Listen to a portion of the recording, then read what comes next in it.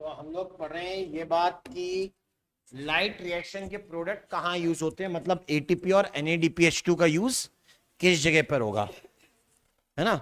अब जैसे ATP NADPH2 के यूज के बारे में जब हम बात करते हैं तो हमारे पास आ जाएगी स्टेज 2 यानी डार्क रिएक्शन। हमने लाइट रिएक्शन के अंदर साइक्लिक और नॉन साइक्लिक पढ़ा। साइक्लिक और नॉन साइक्लिक के दौरान हम लोगों ने सिंथेसिस पढ़ा था एटीपी और NADPH का। लेकिन ये एटीपी सिंथेसाइज कैसे होता है वो फिनोमेना वही सेम है, नाम क्या होता है, केमी ओस्मोसिस। इसके अलावा कोई अलग बात है नहीं। पहले उसके बारे में पढ़ते हैं, फिर एटीपी और NADPH का कहां यूज होता है इस बात को पढ़ा जाएगा।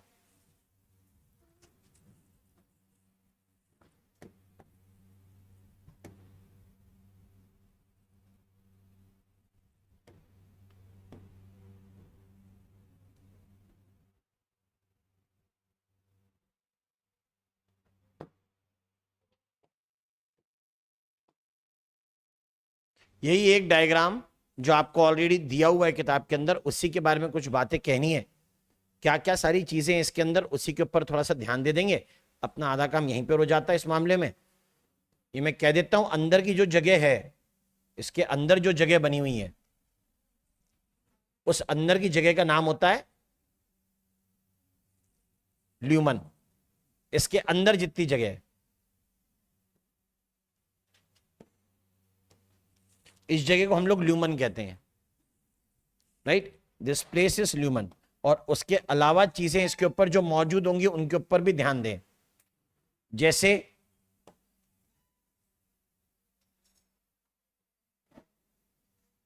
यह है साइटोक्रोम B6 और F की जगह।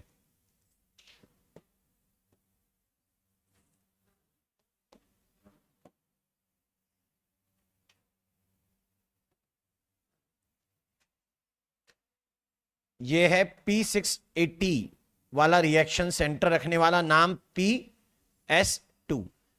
ये ल्यूमन की तरफ ज्यादा होता है, हालांकि इस डायग्राम में उतना क्लियर इन्होंने नहीं दिखाया हुआ है, जाने दीजिए, उतना अपने को मतलब है भी नहीं। ये PS1 है।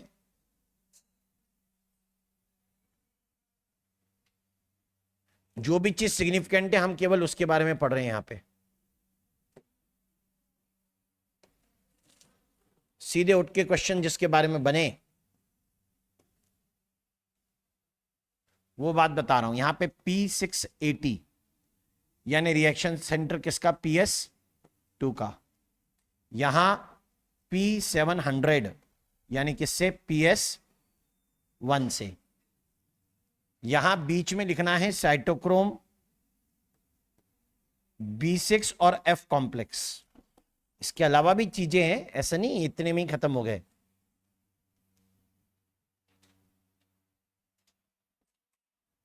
नो, वो इधर आना चाहिए।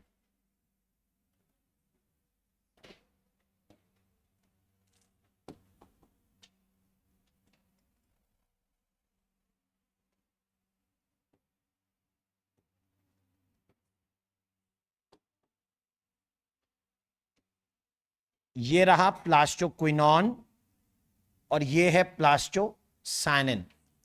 ये ना इलेक्ट्रॉन का रास्ता दिखा रहे हैं, यहां से निकला है, इधर गया, B6 से PC की तरफ आया और यहां से P700 की तरफ। इसको यहां बनाना मतलब ये इस तरफ लोकेटेड है, ल्यूमन की तरफ लोकेटेड इलेक्ट्रॉन कैरियर का नाम बताओ, आंसर है प्लास्टोसाइनिन। ये वाली जगह कौन है, ल्यूमन। और बाहर की साइड जो जगह होगी उसका नाम क्या होगा, स्ट्रोमा। ऐसे अलग अलग। यहां ल्यूमन की तरफ और क्या घटनाएं बचती हैं तो वो भी बता देते हैं भैया। ये वाटर मॉलिक्यूल है, वाटर मॉलिक्यूल स्प्लिट होगा, यहां पे निकलेगी ऑक्सीजन, बाहर चली जाएगी, निकलेंगे इलेक्ट्रॉन, रिएक्शन सेंटर के पास चले जाएंगे, बनेगा प्रोटॉन भी। ये कहां, ये बाहर आने की जुगाड़ कर रहा है। कुछ दो प्रोटॉन यहां हो, दो इसके साथ मिल जाएं तो ये दोनों कहां जाना चाहते हैं, हमें बाहर जाना है। कितने, 4। पूछो क्यों, उसका कारण बताता हूं। जब लाइट यहां इंसिडेंट हुई, किधर पे, फोटो सिस्टम पर, जब लाइट इंसिडेंट हुई तो हर एक फोटो सिस्टम से दो दो इलेक्ट्रॉन को जाने के चांस मिले। यहां से दो निकलेंगे, यहां से दो, तो 4 इलेक्ट्रॉन का पीछा कितने प्रोटॉन आराम से कर सकते हैं? 4 प्रोटॉन। कोशिश यही है, लेकिन क्या प्रोटॉन बाहर आ पाएगा खुद से? नहीं। थाइलेकॉइड की मेम्ब्रेन कैसी होती है? इम्परमिएबल। पॉइंट वाइज बता रहा हूं, सारी चीजों पर ध्यान दें, ठीक है? पॉइंट वाइज सारी चीजें लिखने की हैं, उसके ऊपर ध्यान दीजिएगा, बाद में कभी रिपीट नहीं होनी।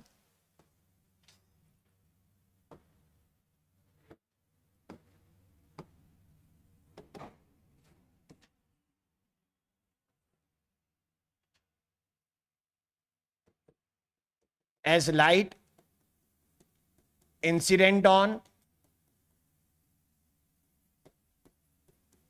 रिएक्शन सेंटर्स, कौन कौन है रिएक्शन सेंटर्स यहां पे? P700 and P680।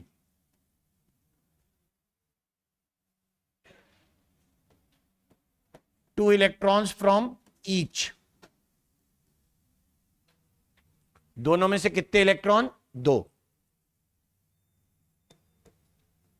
Are passed to their primary electron acceptors. कहां की तरफ लोकेटेड होंगे?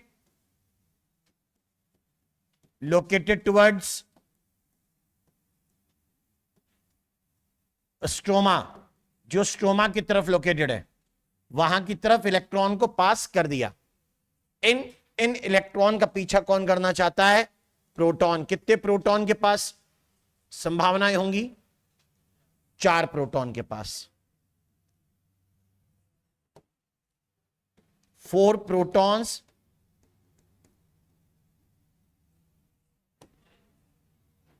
will try to follow these electrons towards stroma। वो स्ट्रोमा की तरफ जाना चाहते हैं। देखें जा पा रहे हैं कि नहीं? नहीं जा पाएंगे, हमें पता है ना। अभी तो इतना बताया, फिर आगे देख, इसी पर आगे देख। तो इलेक्ट्रॉन तो वापस इधर आया, इधर आया, इधर आया, इधर आया। सीक्वेंस देख रहे हो? कोई पूछेगा पी क्यू किसके बीच में इलेक्ट्रॉन ट्रांसफर कर रहा है? PS2 और B6F। B6F से P700 पे कौन ट्रांसफर कर रहा है? PC। अब हम ये पूरा पाथ समझें। यहां से अगर इलेक्ट्रॉन, ध्यान से सुनिएगा, PS1 से अगर इलेक्ट्रॉन कहां की तरफ चला गया? PS1 से इलेक्ट्रॉन चला गया था NADP के पास। यहां से इलेक्ट्रॉन NADP के पास गया, और NADP पर इलेक्ट्रॉन जाना मतलब एक हाइड्रोजन करियर पर इलेक्ट्रॉन जाना, मतलब लौट के वापस नहीं आएगा। इलेक्ट्रॉन लौटेगा नहीं। ये NADP प्लस काय में बदल जाएगा? NADPH2 में बदलेगा। इन सब के अंदर जो काम करता है, जो सहायता करेगा इस तरीके की हरकत के लिए, उनके नाम है, यहां बना दिया NADPH2। ये NADPH2 बन गया, और रिजल्ट देखें।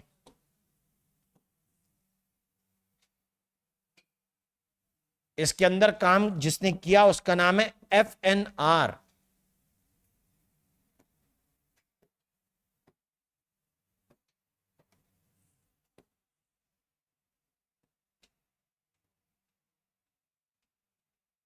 जब P700 से ये इलेक्ट्रॉन कहां पहुंचा था? फेरेडॉक्सिन के पास। बना देता हूं फेरेडॉक्सिन में। फेरेडॉक्सिन से आगे पहुंच गया कहां? FNR के पास। तो ये घटना घटी है, यानी 2 सिचुएशन है। इलेक्ट्रॉन प्राइमरी इलेक्ट्रॉन एक्सेप्टर के पास गया, और वहां से आगे किसके पास गया? एक हाइड्रोजन कैरियर के पास।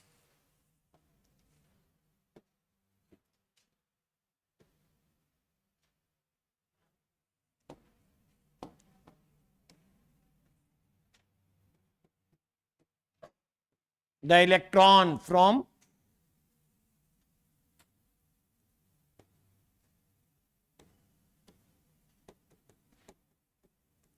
is passed on to a hydrogen carrier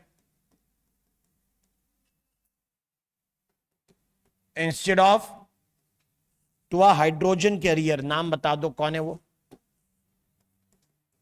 NADP plus instead of electron career.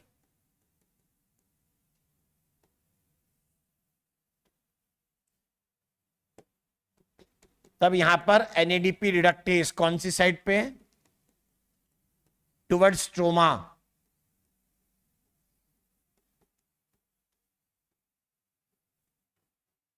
removes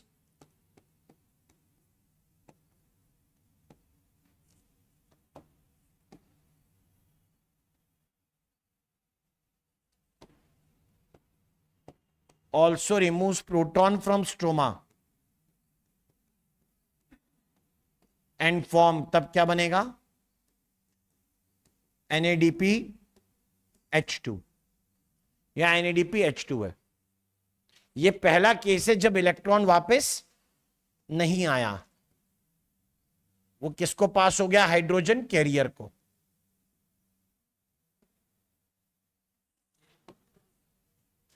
ये पहला फर्स्ट इंस्टेंस ऐसा। दूसरा इंस्टेंस कैसा,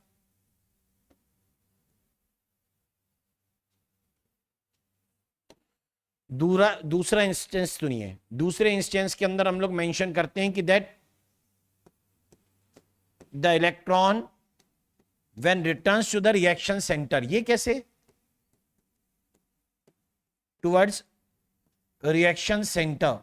ये कौन सा इलेक्ट्रॉन है भाई, सीक्वेंस देख, सीक्वेंस PS2 है, से PQ है, से साइटोक्रोम B6F है, उससे कौन है प्लास्टोसाइनिन, और फिर कौन है PS1 है। Then proton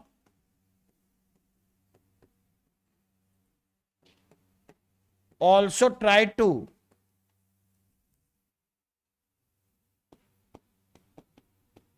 enter towards lumen, तब वो भी ल्यूमन आना चाहते हैं। लेकिन हमें क्या मालूम है, थाइलेक्वाइड की मेम्ब्रेन परमिएबल नहीं है। Thylakoid membrane is not permeable for proton flow। किताब कैसे लगेगी, प्रोटॉन क्रॉस तो करते हैं, लेकिन क्रॉस करने का मीनिंग क्या है, एक्टिवली करते हैं, पैसिवली करते हैं, खुद से करते हैं, या किसी रास्ते से करते हैं। तो आंसर है किसी रास्ते से करते हैं। मैं कह रहा हूं मैं बिल्डिंग से नीचे उतर रहा हूं, अब सीढ़ी से जा सकता हूं, लिफ्ट से जा सकता हूं, साहस हुआ तो कूद के जा सकता हूं। तो देयर आर मल्टीपल वेज ना। अब मुझे कोई रोकने वाला, ऐसे में कोई सीढ़ी से रोकने वाला, लिफ्ट से रोकने वाला, वैसे ही प्रोटॉन भी जा सकता है, लेकिन मेम्ब्रेन परमिएबल नहीं है ना। तो मेम्ब्रेन में कैरियर प्रोटीन होने चाहिए, तब जाके काम चलेगा भाई, तब जाके कुछ खास होगा। यहां पे हो गया मेम्ब्रेन,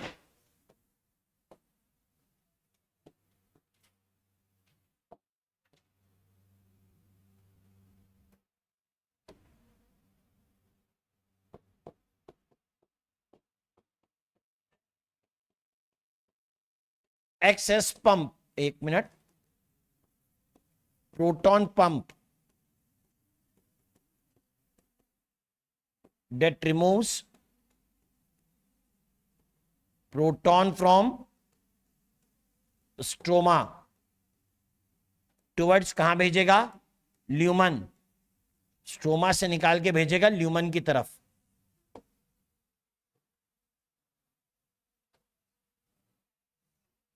पंप कर रहा है, पंप जिस तरफ पंप हो रहा है इसका मतलब एक्टिव है ना। कहां की तरफ, ल्यूमन की तरफ एक्टिव है। इसका मतलब कंसंट्रेशन प्रोटॉन की कहां कम होगी, स्ट्रोमा में, ल्यूमन में। स्ट्रोमा में कम होगी, ज्यादा कहां होगी, ल्यूमन में। ये देखो सारी चीजें आ रही हैं।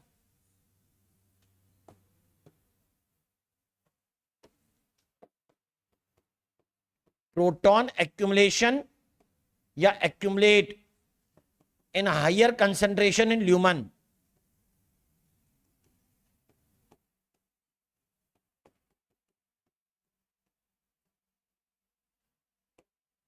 मतलब सीधी बात, proton gradient is created.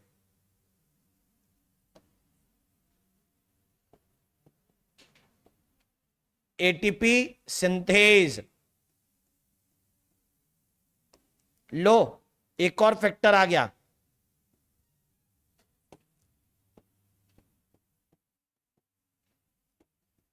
Breaks the proton gradient, चौथा आ गया।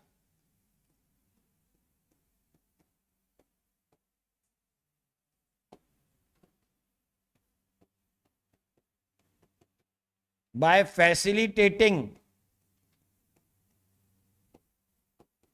Proton flow towards stroma.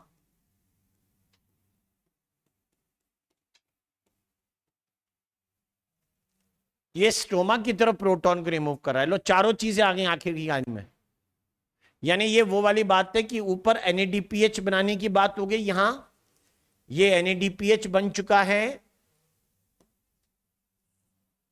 अब ATP बनाना है। कि ATP कैसे बनेगा?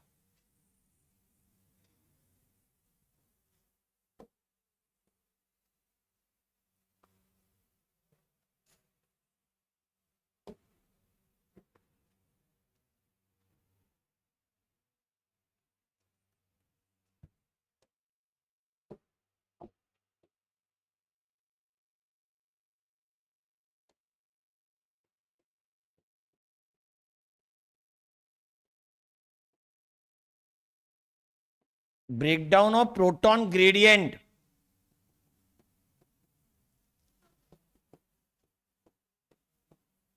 is used in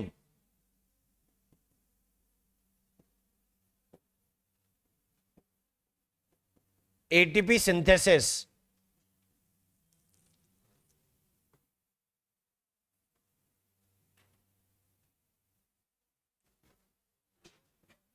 या जिसे कह रहे हैं phosphorylation.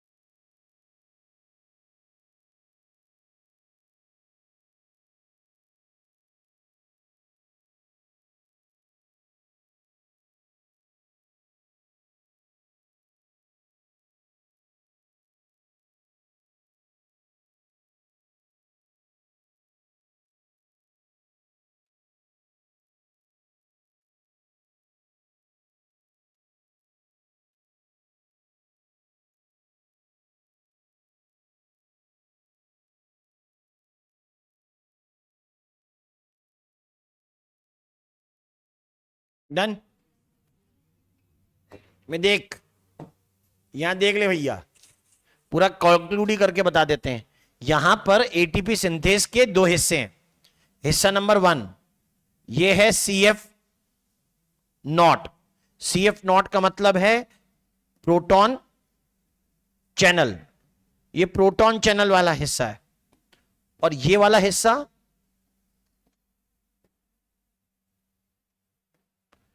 This one is ATP synthase, ये एक्चुअल में एंजाइमेटिक हिस्सा है। दो पार्ट्स होते हैं, हम इसी के बारे में बात कर रहे हैं कि जब यहां से यानी सी एफ नॉट से प्रोटॉन निकलता है और सी एफ वन से टकराता है, तो सी एफ वन एंजाइम है, एंजाइम एक्टिवेट होता है, यानी उसके स्ट्रक्चर में चेंज आते हैं और वो तब हेल्प कर सकता है एटीपी को बनाने के लिए। इतनी एक लाइन और एटीपी का सिंथेसिस हो गया। ATP synthesis done.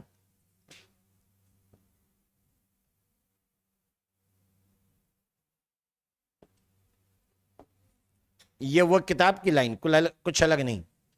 क्या मेंशन करना, केवल इतना सा।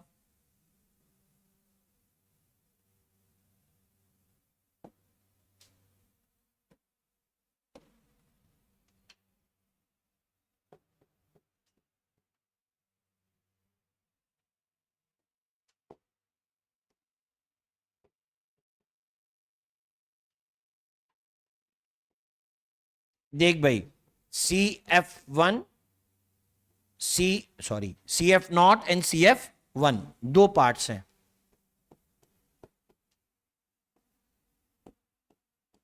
द टू पार्ट्स, जिसमें से सी एफ नॉट क्या करेगा, प्रोटॉन चैनल है। A proton channel, intrinsic protein, membrane में धसा हुआ। C F one as enzyme, extrinsic protein,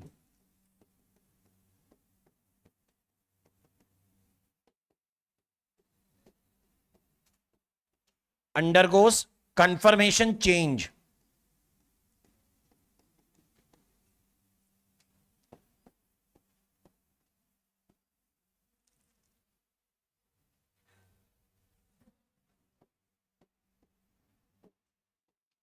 when proton is attached, जब प्रोटॉन अटैच होते हैं।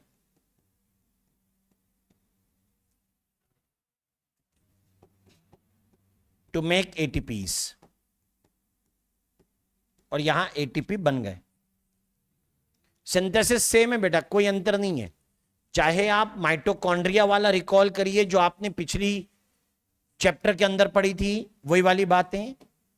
कितने बेसिस होते हैं, चार। मेम्ब्रेन, यहां कौन सी मेम्ब्रेन है, यहां कौन सी मेम्ब्रेन है, थाइलेकॉइड की मेम्ब्रेन। माइटोकॉन्ड्रिया में कौन सी मेम्ब्रेन थी, इनर मेम्ब्रेन ऑफ माइटोकॉन्ड्रिया, या क्रिस्टे जिसे कह रहे थे। यहां प्रोटॉन पंप है सेम, यहां पर प्रोटॉन पंप का नाम साइटोक्रोम B6 और F। माइटोकॉन्ड्रिया में कितने प्रोटॉन पंप थे, तीन। Complex first, complex third, complex fourth. अब proton gradient across thylakoid membrane and ATP synthase. Proton gradient across thylakoid membrane अभी पढ़ चुके हैं कि ल्यूमन में ज्यादा होगा, स्टोमा में प्रोटॉन कम होते हैं। और एक एटीपीएस सिंथेस है जिसका नाम यहां पर होता है C F nought C F one. Mitochondria में सिर्फ F nought and F one. क्या डिफरेंस है क्लोरोप्लास्ट और माइटोकॉन्ड्रिया में हुए एटीपी सिंथेसिस के बारे में? तो हम ये कहते हैं जो भी डिफरेंस होगा उसे कम बातों में डिस्कस कर लें। फॉस्फोराइलेशन,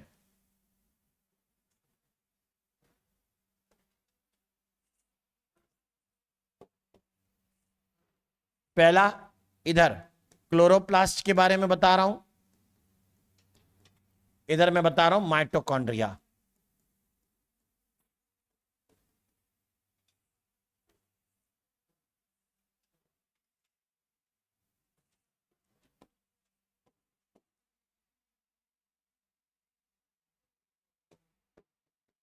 बाय ईटीसी, या wait, ETC induced by light, यहां पे लाइट इंड्यूस्ड ईटीसी है, माइटोकॉन्ड्रिया में ईटीसी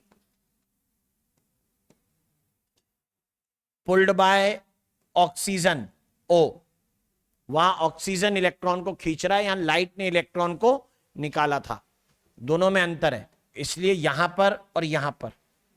आगे सुनिए, कौन ऑक्सीडाइज होता है? H2O इज ऑक्सीडाइज, मतलब इलेक्ट्रॉन का सोर्स बताने का ना। और यहां पर NaDH2 FADH2 are oxidise, electron का सोर्स बता रहा हूं, दोनों जगह जो इलेक्ट्रॉन आएंगे उनके सोर्स जानने चाहिए। इनऑर्गेनिक, ऑर्गेनिक, और कुछ है ना, इसीलिए तो क्लोरोप्लास्ट वाली को बोलते फोटो, और इसको बोलते ऑक्सीडेटिव फॉस्फोराइलेशन।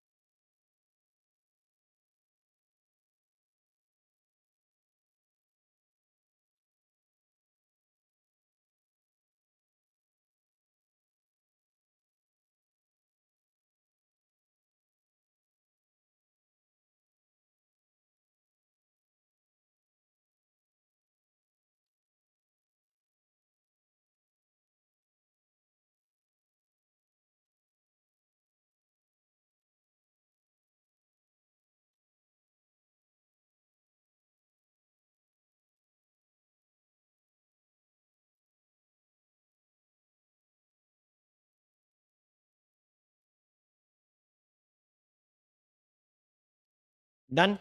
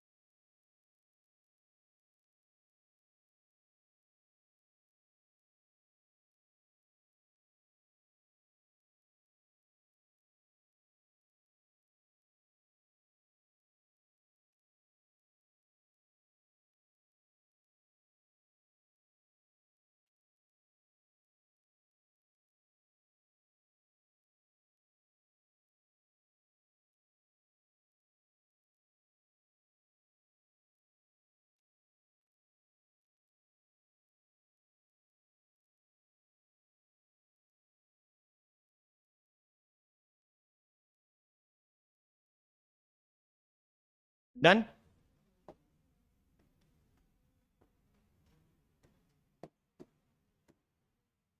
देखिए ऐसे क्वेश्चन भी देख लेना, मिल जाएंगे ना। Chloroplast the highest number of protons are found in, answer lumen of थाइलेक्वाइड्स।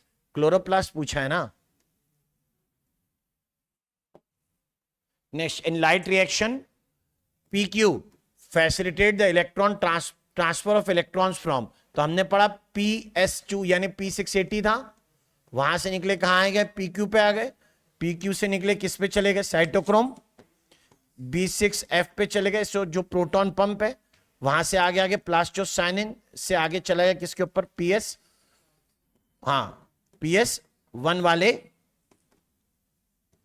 P700 पर, और उसके बाद जहां जाए जाने दो, यहां से FD पर जाएगा, जान दे।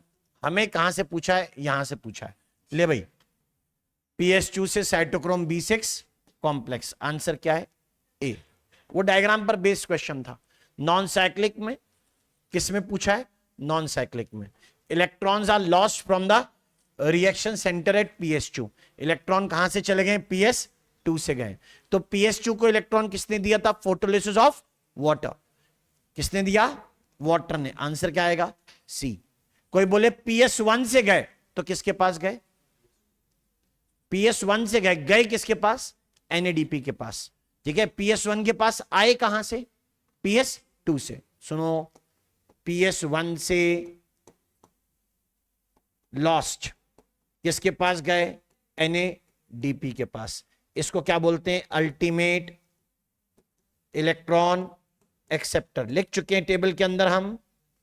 फिर सुनिए, हमने कहा PS1 को इलेक्ट्रॉन दिया, किसने दिया, PS2 ने दिया।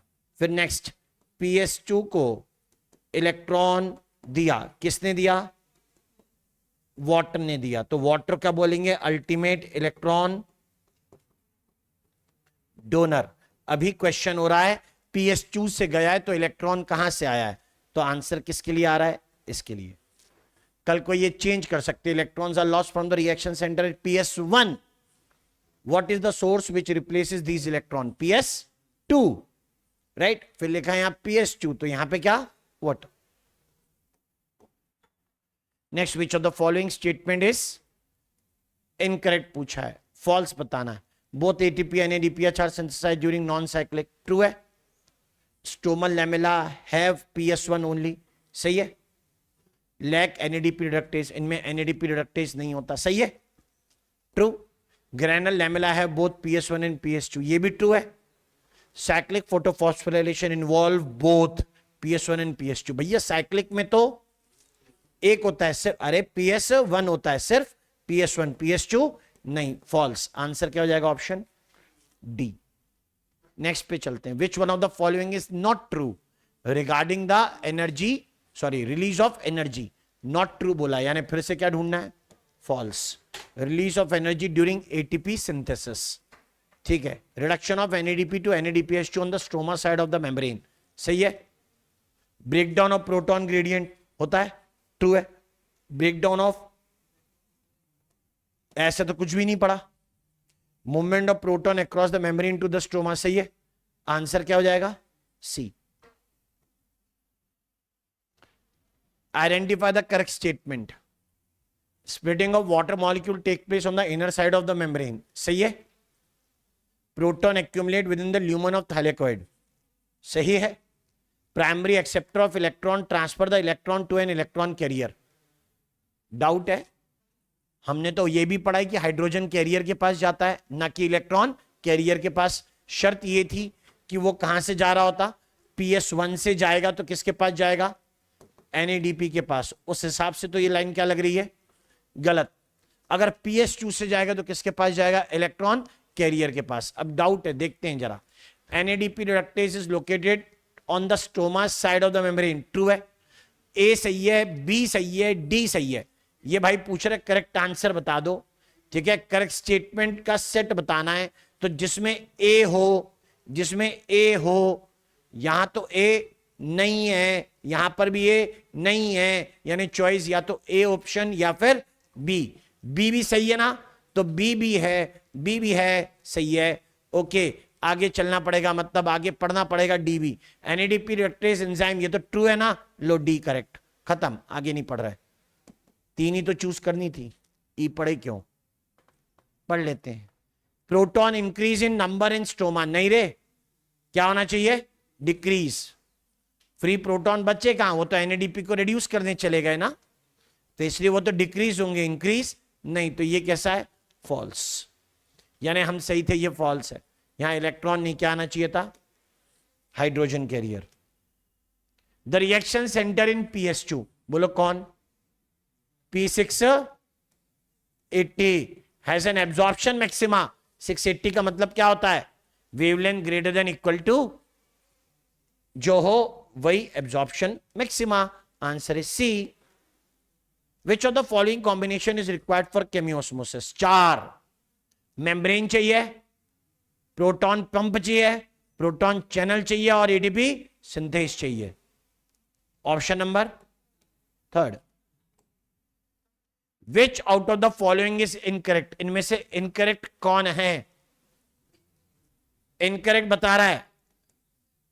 Granal lamella have both PS1 and PS2, true. Cyclic photophosphorylation involves both, नहीं, ओनली PS1 PS2, नहीं। ये तो रिपीट क्वेश्चन है भाई, ऑप्शन तक सेम है, ऑप्शन भी सेम है, आंसर हो जाएगा B.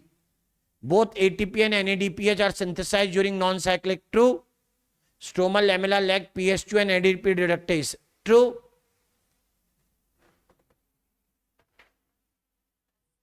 The name dark reaction is misnomer, यानी नाम appropriate नहीं है, नाम सही नहीं है। हम क्या लिखते हैं, हम लिखते हैं एक तरफ कि फोटोसिंथेसिस की 2 स्टेजेस हैं। पहले का नाम लिखते हैं लाइट रिएक्शन, और इसको लिखने का मतलब बताते हैं कि ये लाइट के प्रेजेंस में होती है। इसको लिखना और फिर बताना कि एक्चुअली लाइट के प्रेजेंस में होती है, और फिर नाम लिखना डार्क रिएक्शन, और फिर जज करना कि क्या ये डार्क में होती है। तो नतीजा पता लगा, नहीं, ये डार्क में नहीं होती।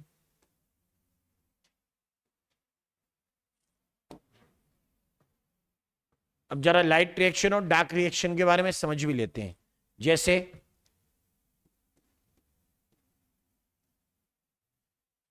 क्या क्या चीजें होंगी इसके अंदर, पहले सुनो।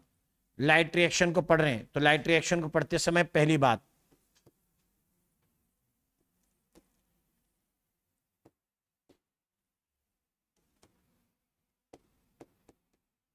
occurs in light, okay.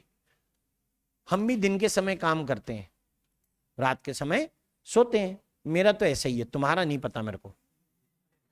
तो क्या इसका मतलब हम लाइट पर डिपेंड करते हैं, नहीं ना, हम तो बल्ब भी जला सकते हैं। फिर तो सिर्फ अकर इन लाइट नहीं, डिपेंड्स ऑन लाइट।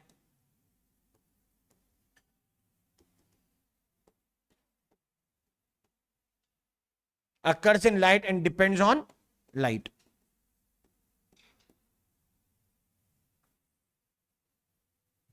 तो उसका नाम क्या दे दिया, लाइट रिएक्शन।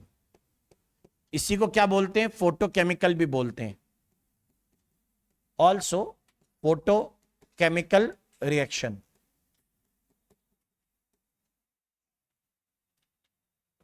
डार्क रिएक्शन की बात चली तो उसको भी पढ़ लेते हैं। अकर्स इन डे, ये दिन में ही होगा, हालांकि दिन पर डिपेंड नहीं करता। या occurs in light, comma, depends on products of light reaction.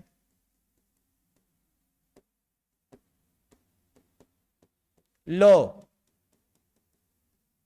ये रात में नहीं होता, उसके बावजूद इसका नाम फिर डार्क रिएक्शन क्यों दिया, नाम सेट नहीं है। जब डिपेंड्स ऑन लाइट था,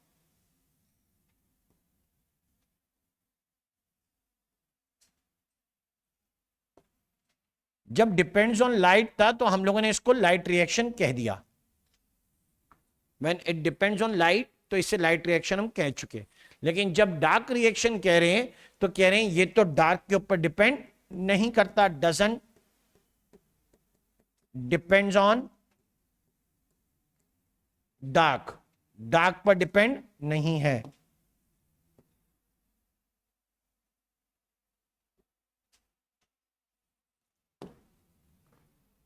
यानी नाम तो है गड़बड़, ऐसा नाम नहीं देना चाहिए।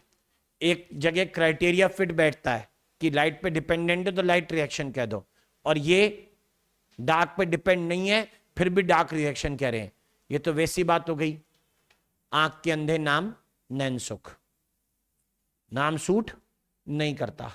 मिसनोमर का मतलब है जिसका नाम उसके काम के अकॉर्डिंग ना हो, उसे मिसनोमर कहते हैं। क्लियर? जैसे ग्लाइकोलिसिस पढ़ते समय हमने कहा था यथा नाम तथा काम, ग्लाइकोलिसिस स्प्लिटिंग ऑफ शुगर हुई थी। यहां डार्क रिएक्शन नाम जस्टिफाई नहीं हो रहा, इट्स बायोकेमिकल रिएक्शन। इसे हम लोग बायोकेमिकल रिएक्शन या बायोसिंथेटिक फेज भी बोलते हैं।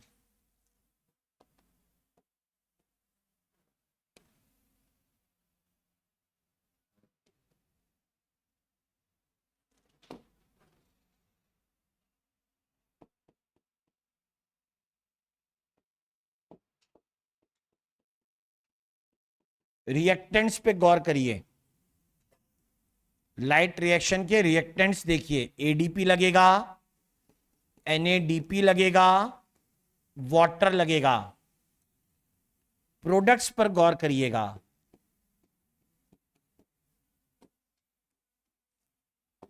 एटीपी बनेगा, NADPH2 बनेगा और O2 लिबरेट होगा।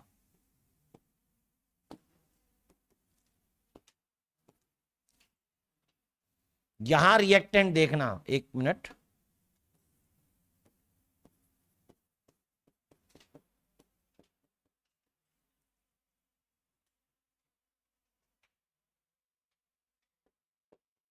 ATP, NADPH2,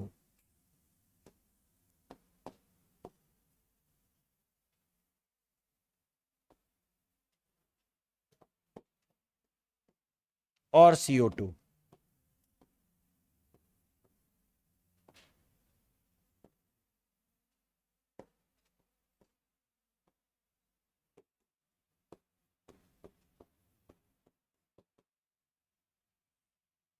products,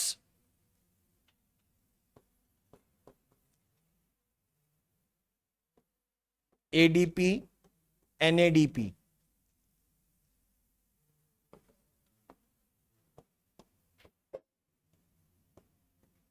sugar.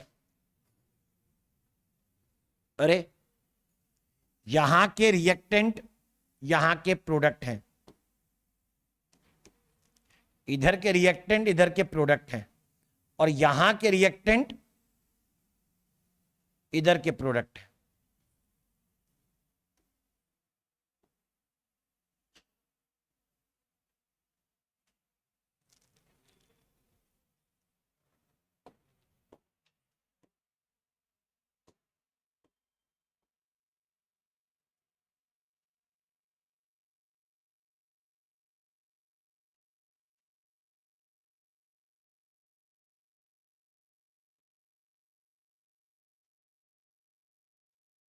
ये कंपेयर कर लो, देखो, इसके प्रोडक्ट इसके रिएक्टेंट, इसके प्रोडक्ट इसके रिएक्टेंट, ये तो दोनों आपस में क्या है, कनेक्टेड।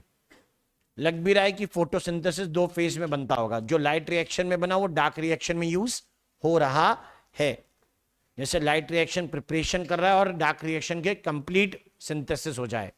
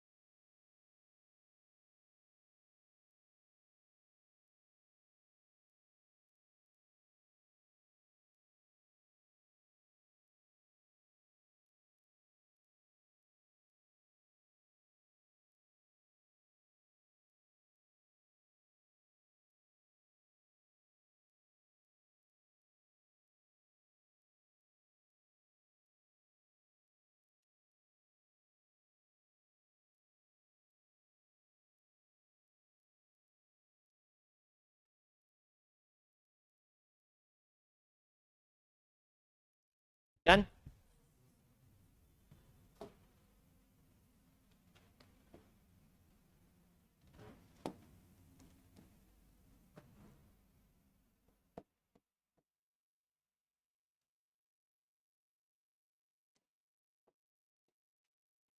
ऐसा मान सकते हैं कि the more ATP NADPH2 used, more is the sugar formation. ऐसे ही होना चाहिए।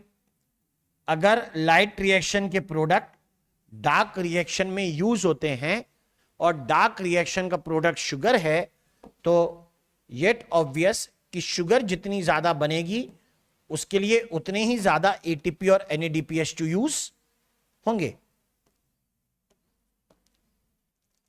ये इस तरीके से हम लोग कंक्लूजन निकाल सकते हैं एटीपी और NADPH2 के लिए।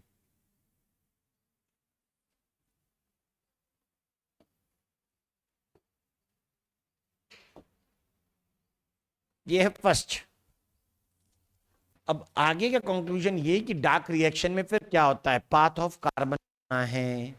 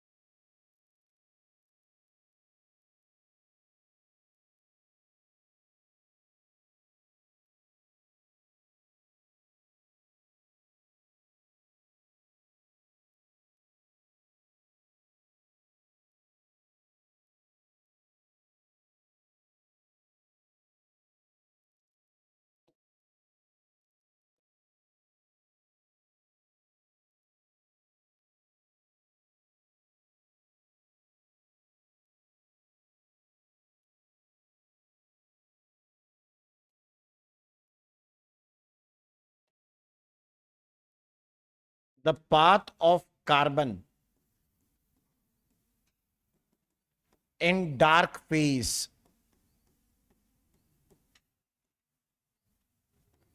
successfully by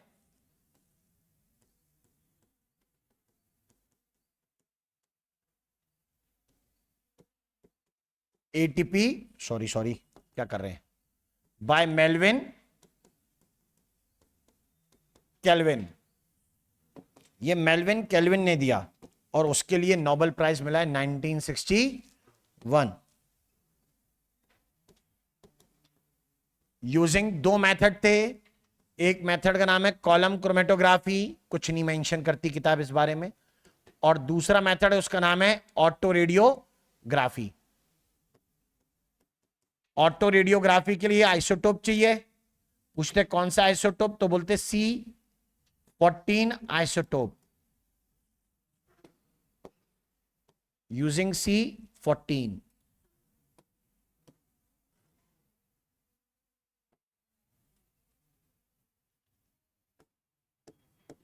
He was awarded Nobel Prize in 1961.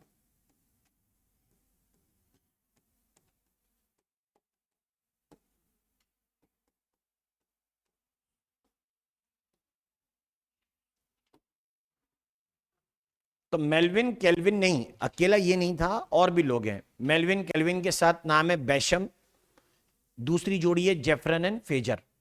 ये लोग मिलके पाथ ऑफ कार्बन बताते हैं। केल्विन ने अरेंज कर दिए थे। केल्विन का स्टेटमेंट सुनिए, जहां चैप्टर शुरू हो रहा है मतलब प्लांट फिजियोलॉजी शुरू हो रही है, वहां पर एनसीईआरटी में केल्विन की फोटो है। तो वो कहते हैं कि that plant transfer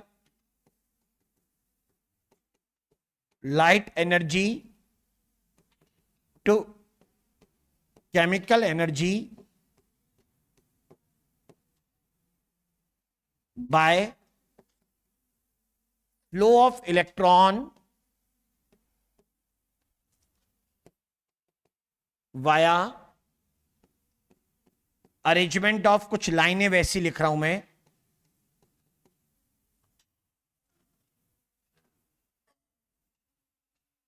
wait, ordered array of pigment molecules and other substances.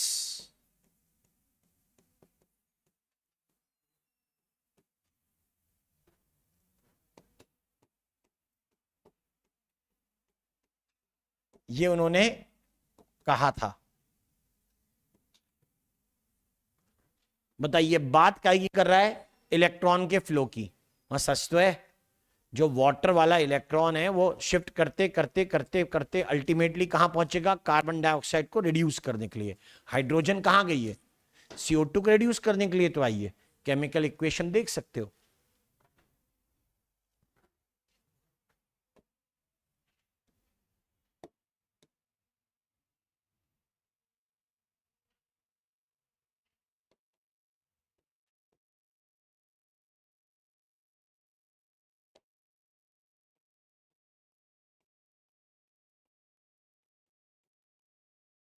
As per Calvin, path of carbon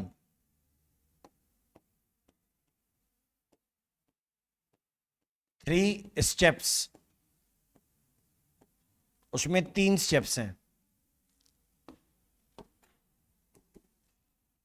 पहले का नाम कार्बोक्सिलेशन, दूसरे का नाम रिडक्शन, तीसरे का नाम रीजनरेशन।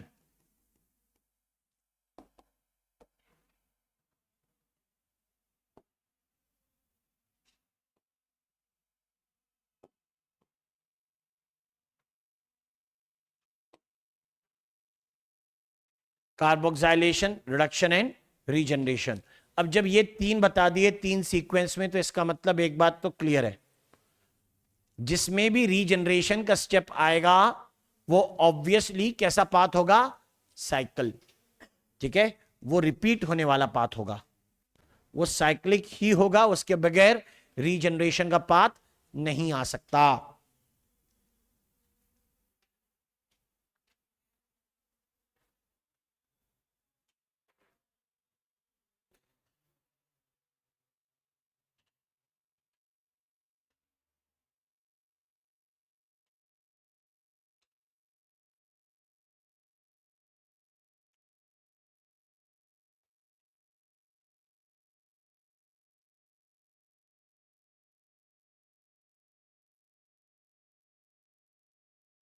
संडे क्लास रहेगी भाई,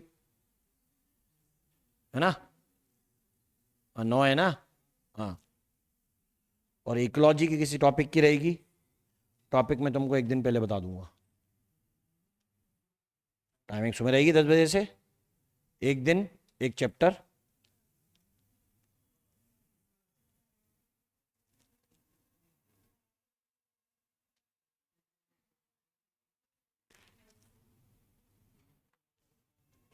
तरीके से अपन खाएंगे भागेंगे नहीं, कुछ भी हो जाएगा।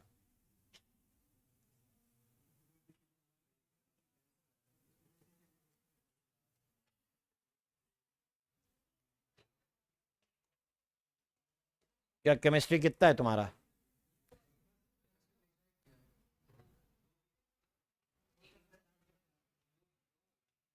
हाँ तो बस यहाँ पे फोटोसिंथेसिस के बाद तुम्हारा एक तरफ प्लांट ग्रोथ चालू हो, दूसरी तरफ इकोलॉजी खत्म। हम नहीं चाहते कि बॉटनी के कारण ये कहा जाए कि तुम्हारा बैच लेट हो गया।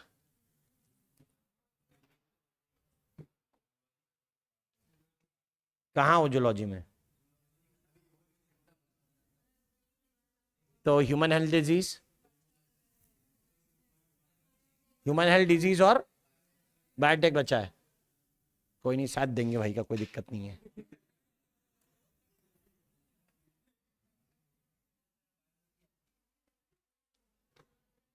बायोलॉजी तो है ही, मतलब कि फिर पंगा फंस जाएगा, देखना इस बार 360 का मैं बता रहा हूं।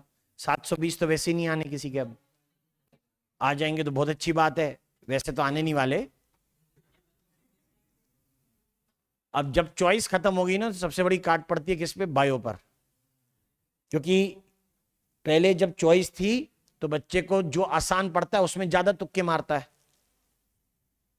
हमें किसी ने स्टेट्स बताई कि सर देखिए ये जो क्वेश्चन है ये कम बच्चों ने अटेम्प्ट किया और ये जो क्वेश्चन है ज्यादा बच्चों ने अटेम्प्ट किया, इसका मतलब ये क्वेश्चन आसान है। मैंने कहा नहीं, वो क्वेश्चन बायो का है, वो आसान नहीं है। वो क्या है? बायो का है। नहीं सर ऐसा नहीं। मैंने कहा ऐसा ही होता है। आप हमें स्टैटिस्टिक्स मत बताइए, हम बच्चों को पढ़ाते हैं, हमें बच्चे का दिमाग बताए, हमें स्टेट्स की जरूरत नहीं है। समझे? क्लियर बात? तो क्वेश्चन का आसान होना या डिफिकल्ट होना उसके इस बात पर भी डिपेंड करता है कि वो सब्जेक्ट कौन सा था। ठीक है। नंबर दूसरा, बायो में ही क्वेश्चन डिफिकल्ट होगा, उसके बावजूद उसको ज्यादा बच्चे अटेम्प्ट करेंगे। क्यों? तुक्का। सबसे ज्यादा टेंडेंसी बायो, उसके बाद केमिस्ट्री, उसके बाद निल फिजिक्स। अब अगर मान लें कि किसी को, मान लें कि कोई डायमेंशनल फॉर्मूला आया है, मान लें कोई डायमेंशनल फॉर्मूला आया और 100 बच्चों ने पेपर दिया, 50 ने उसको अटेम्प्ट किया, 50 ने उसको छोड़ दिया। जिसने उसे अटेम्प्ट किया उसमें से 40 का सही है, 10 का गलत है। तो क्या मैं ये मानूं कि डायमेंशनल फॉर्मूला वाला क्वेश्चन डिफिकल्ट था? मैं जिंदगी में नहीं मानूंगा। उससे घटिया क्वेश्चन हो नहीं सकता। समझ गए बात? क्लियर? मैं कैसे मान लूं कि वो डिफिकल्ट है अगर 60 बच्चों ने वो नहीं किया या गलत कर दिया है? तो मैं मान ही नहीं सकता। जिस आधार पे तुम ये कह रहे हो कि बायोलॉजी के क्वेश्चन को ज्यादा लोगों ने अटेम्प्ट किया है तो वो क्वेश्चन आसान होगा, तो मैं वो क्राइटेरिया भी नहीं मान सकता। मेरे सामने बुलाओ, एक क्वेश्चन पूछेंगे, पता लग जाएगा वो फंडामेंटली करेक्ट है या नहीं। एक 4 ऑप्शन वाले क्वेश्चन को ट्रू या सॉरी इजी या डिफिकल्ट बोलना अपने आप में सबसे बड़ा डाउटफुल प्रोसेस है। कारण तुम्हारे सामने 4 चॉइस हैं, तुम्हें कोई ना कोई तो लगाना ही है। अब अगर तुम सही लगा दो तो ये थोड़ा ना शो करता है कि क्वेश्चन आसान है और तुम होशियार हो। समझ गए? मान ले 80% बच्चों ने अगर उसको सही लगा दिया तो मैं फिर भी यही बोलूंगा शायद क्वेश्चन आसान होगा, बच्चा होशियार है ऐसा जरूरी नहीं है। ओके?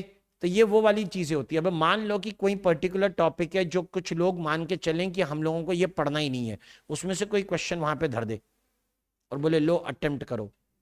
अब कोई जब पढ़ के नहीं आए तो कम बच्चे उसको अटेम्प्ट करेंगे, तो जब पढ़ाई नहीं तो आसान और डिफिकल्ट क्या? Wrong perception. बायोलॉजी में चीजों को डिफिकल्ट मानना और डिफिकल्ट होना दोनों बातें बहुत अलग अलग होती हैं। फिजिक्स में तो किसी भी चीज को डिफिकल्ट मान सकते हैं। तो जिसमें रीजनरेशन होता है इसका मतलब है मींस द पाथ इज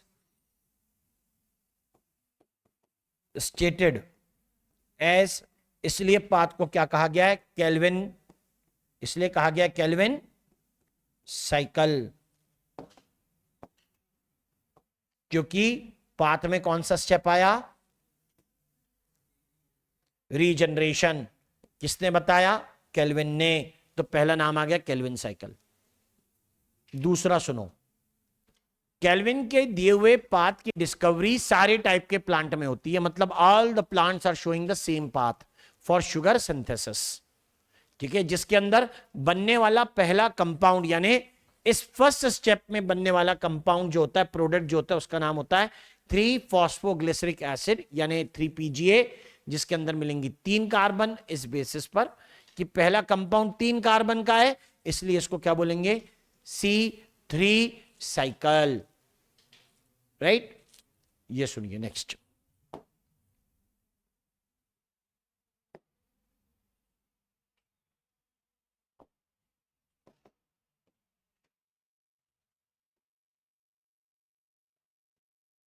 और क्या, सारे बैच को इकट्ठा बुलाऊंगा, सारे मतलब सारे, टोटल 6।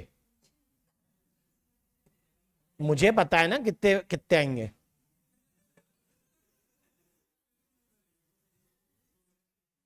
मुझे मालूम है ना अभी कितने आ रहे हैं, तब आए, तब जब सारे 6 बैच बोलूंगा तब भरेगी। और अगर ज्यादा आए तो लेट आने वाले भग जाओ, simple.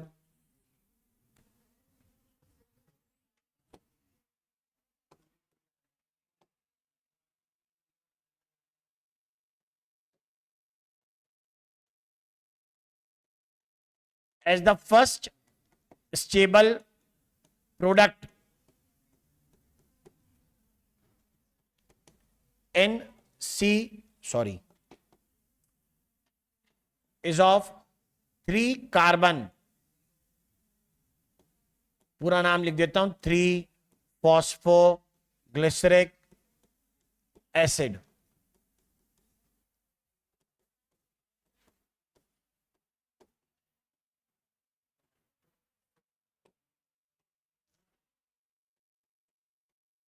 The path is also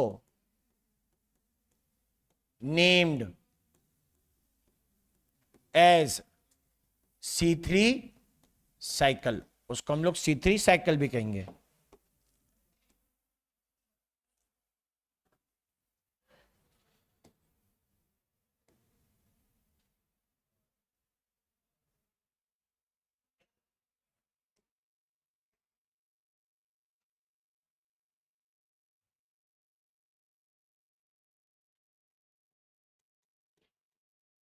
Calvin cycle और C3 साइकिल।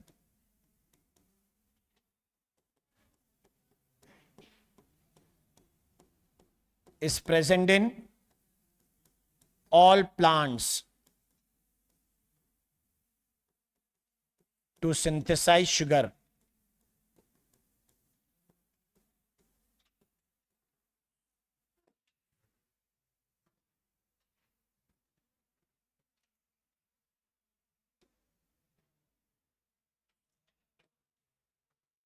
ये सारे प्लांट में इसका कोई ऑल्टरनेटिव है नहीं,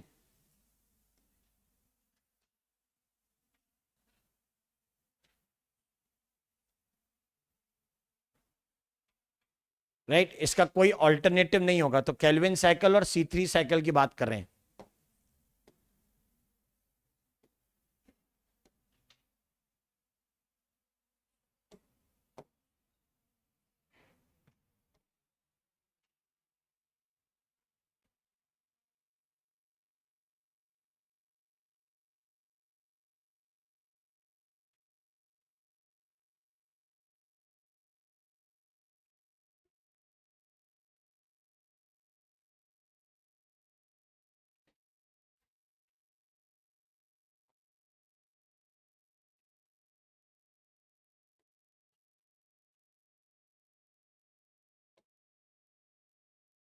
बट कुछ और प्लांट भी हैं, कुछ और प्लांट ऐसे हैं जिनके अंदर पहला कंपाउंड 3 कार्बन का नहीं होता। तो there is a physiological classification of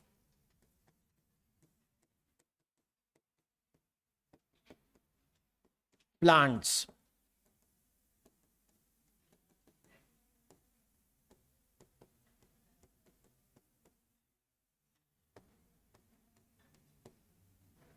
where first stable compound is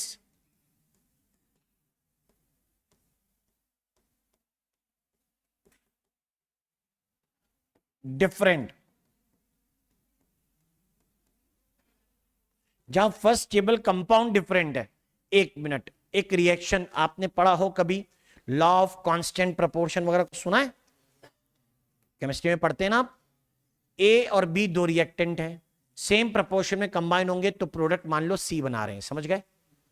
okay अब मैं कहता हूं ए कुछ और बनाएगा, या ये कह रहे हैं कि ए से बनने वाला प्रोडक्ट का नाम जो है वो डी है, तो पक्का वहां पर बी तो कम से कम नहीं होगा।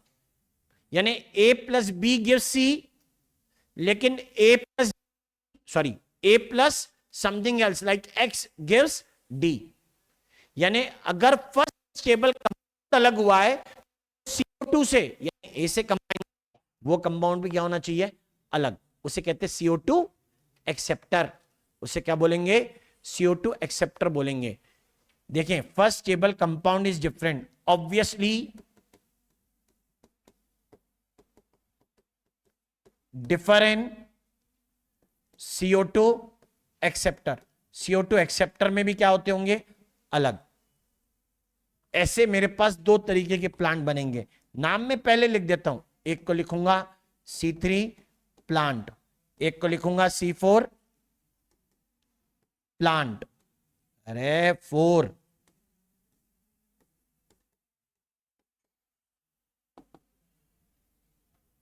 और इधर पे क्या लिखने का है, फीचर। बेटा ज्यादा डिफर नहीं कर रहा हूं, ज्यादा कंपैरिजन नहीं कर रहा हूं, कुछ कुछ कंपैरिजन है। यहां मेंशन करने का है CO2, एक मिनट, फर्स्ट स्टेबल कंपाउंड। इधर मेंशन करने का है CO2 एक्सेप्टर, लिखना primary CO2 acceptor.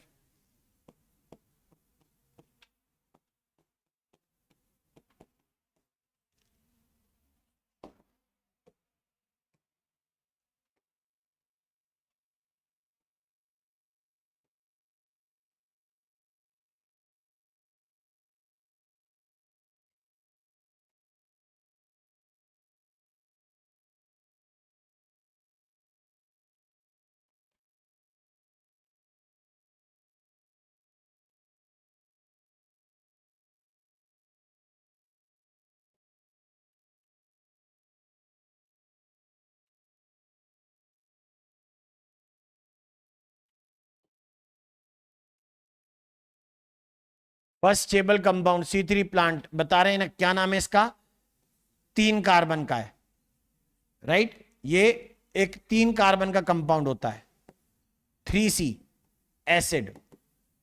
C4 compound 4, C4 plant में 4C एसिड, 4 कार्बन का एसिड है। इसका नाम होता है OAA, इसका नाम है PGA या फॉस्फोग्लिसरिक एसिड।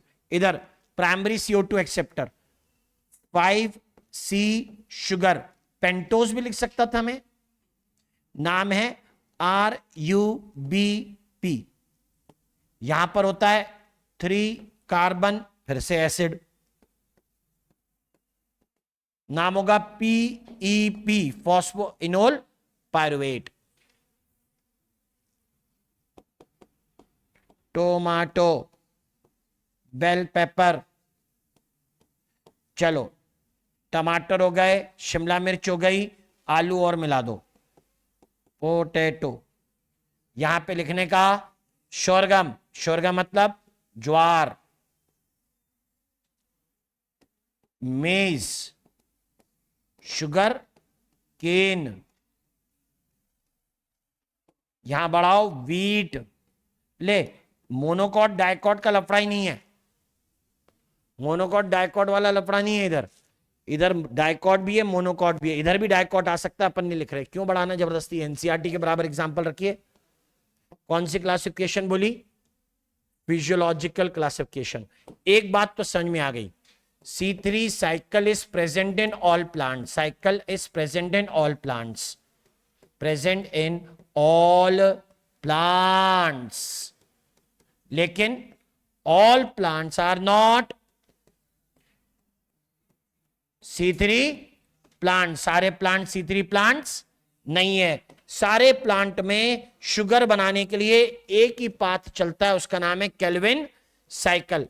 उसके अलावा कुछ और भी चल सकता होगा, लेकिन उससे शुगर नहीं बनती है।